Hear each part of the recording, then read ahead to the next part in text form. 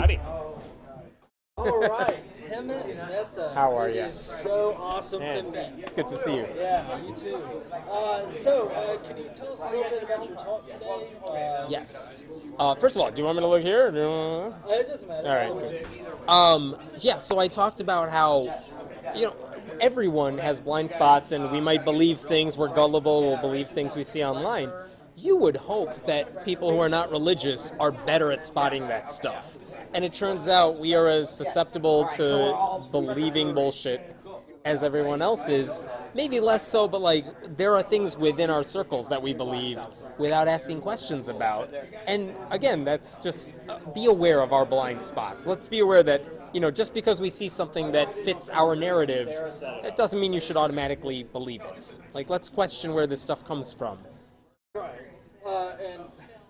Hey, Sean. You guys are rocking out, but we're going to take you guys. Oh, everyone in YouTube land are going to dinner. We can finish up here.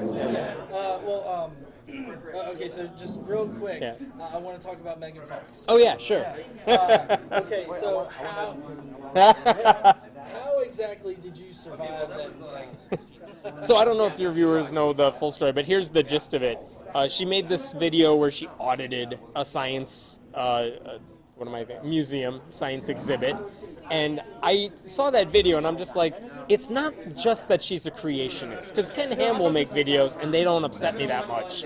It's that she was wrong, and she was so confident about being wrong. And at some point there was some other stuff going on with her too, where it seemed where the two of us were arguing about each other, talking about each other, and it was just escalating. And at some point I just reached out to her and just said hey, do you actually want to talk about this before internet stuff blows up like crazy? And I'm like, do you just want to talk about this at some point? If you want to film it, whatever, I don't care. I can record it too. And I will say this, she was very gracious online through our emails. We set some ground rules for our conversation, but such as if we felt we were attacking, if she felt I was attacking her or vice versa, neither of us would use the footage, things like that.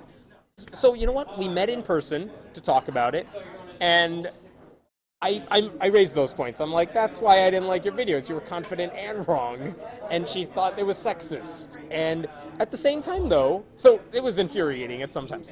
At the same time, you realize that even when all of us say things about creationists and stuff, they are people. People were saying nasty things on YouTube in the comment threads against her, which, again, no one's condoning that, but it does happen. And it's like, she's affected by that too, and I've had that happen. And it's much worse, she's a woman online. So she's getting sort of threats that you or I would never see. So, when you hear that stuff, it's like, okay, I feel bad for that. I still think you're wrong, but we can at least talk about this stuff. And I gotta tell you, the conversation, as infuriating as it was at times, you realize, I think I would actually have fun hanging out with her if we were not talking about that subject. And I found that to be the case with almost everyone we talk to on our podcast, where if you talk to them and you disagree with them, there's a guy who writes for Glenn Beck's website that we interviewed. He writes the same sort of stories I do about church-state separation, but he's always on the other side of it. I love talking to that guy. I would love to get a beer with him. You know what I mean? He was fun, but he's wrong. And it's so easy, though, because we get in the same habit that everyone else does, which is they're wrong about these issues, so we demonize them. So they're wrong, and we have to fight them at all costs. And, when you get to know them, it's okay, I think they can be reasoned into, but not by making fun of them, and not by, just yelling at them all the time. But I think I could talk to certain people. Not everybody, but, a handful of... I was surprised Megan Fox was as pleasant in so many other ways, because you wouldn't get that image online, I don't think. Yeah. And some of these other conservatives I've talked to, it's I want to hate you, but you're actually really nice, even though you're wrong and I'm fighting against everything you stand for. Some of them.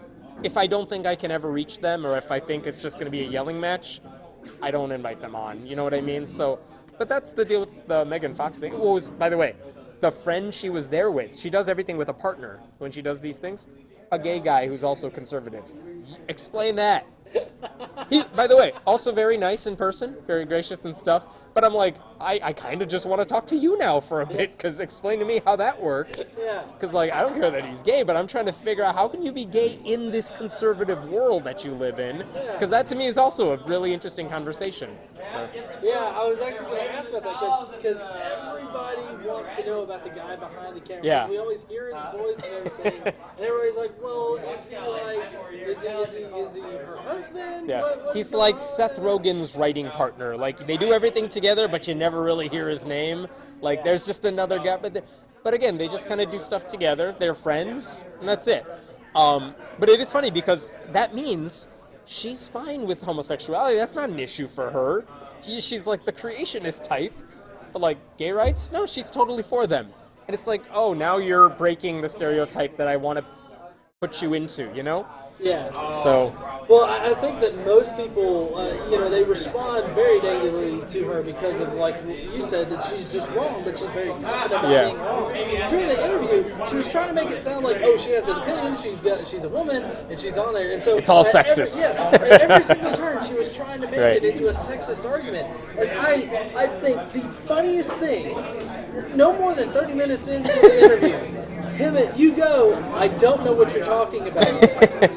Like twice. And it's about stuff that is supposed to be on topic, but you're just like, I don't know at this point, you're not making sense. Right. Well, at some point it's like, we're not going to have a discussion if none of us know what we're both talking about. So, yeah, if she went off on some tangent, like, what the hell are you talking about? That's not the issue here. Let's stick to what we should be talking about. And how did you feel about her trying to, trying to say that you were trying to hurt her?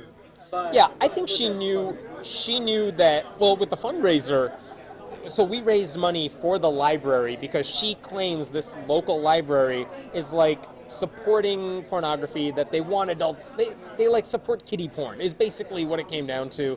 And really the library stance is in the kids section, we have filters, the kids aren't allowed to go there without adult supervision, that sort of thing.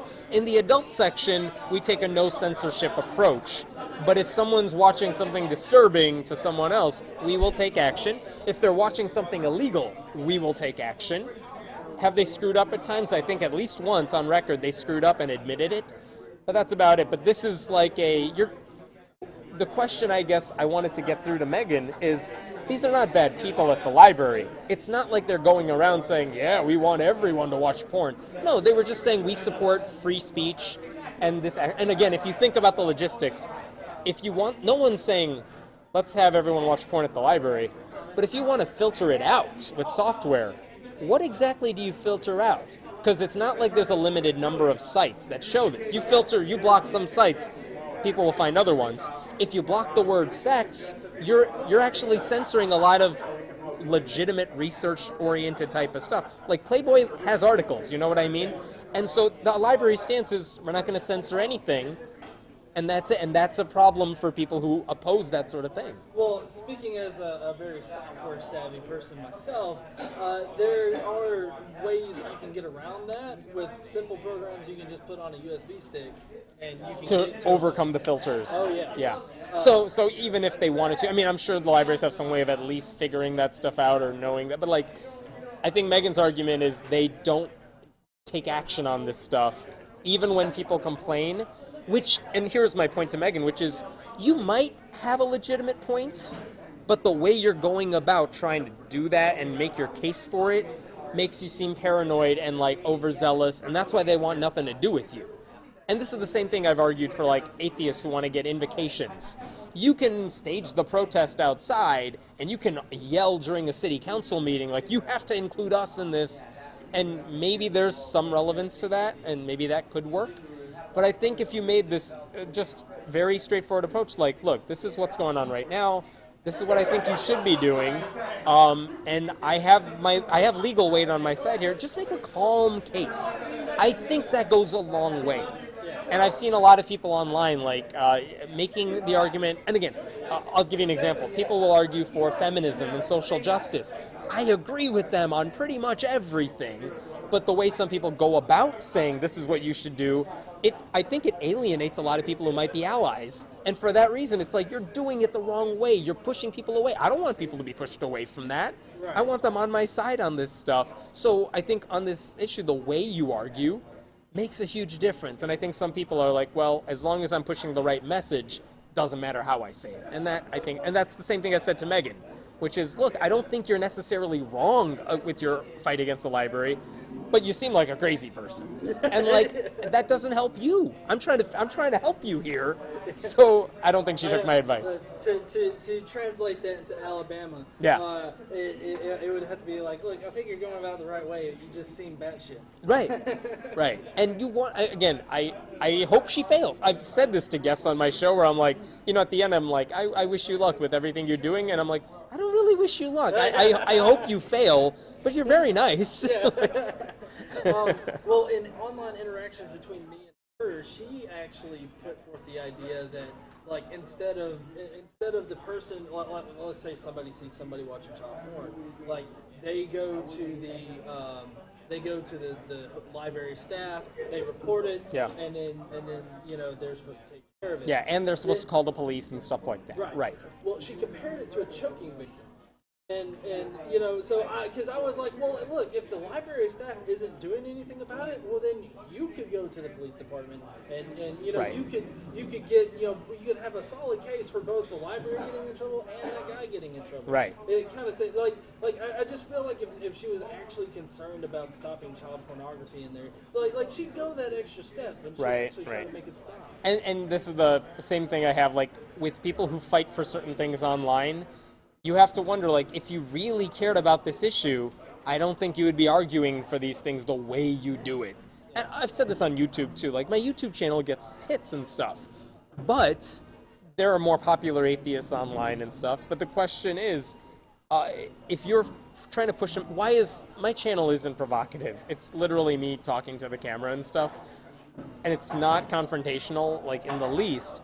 But it turns out there are people who are like, I want to watch some of these more popular ones out there, but they just kind of yell at the screen, and they just kind of belittle everyone else, and that doesn't reach everybody. Like, there's some people who will like it, some people who just see it as entertainment, but I think if you're just trying to reason your way, or you're new to that stuff, like, it's not going to reach them. So if your goal is to reach people, how you communicate this stuff matters. Right. So, I mean, that goes for anyone. Yeah. Well, I really appreciate you sitting down with Anytime. me. Why don't you tell people where they can find you? Sure. And, my website is friendlyatheist.com. On YouTube, search for Atheist Voice. And the Friendly Atheist Podcast. As you could tell, I'm very good with making up names. Yeah. And are you doing any more conferences this year? Yeah. If you go on friendlyatheist.com, you can see my schedule of where I'm talking. But for the next few months, I'm traveling a bunch of places. I'm going to Valparaiso in Indiana next Wednesday, and a few other conferences after that and stuff. But hey, if your school wants me to come, just reach out to me. We'll figure something out. Awesome. Well, like I said again, thank you so much for sitting It's good to meet you in person. Yeah, you too.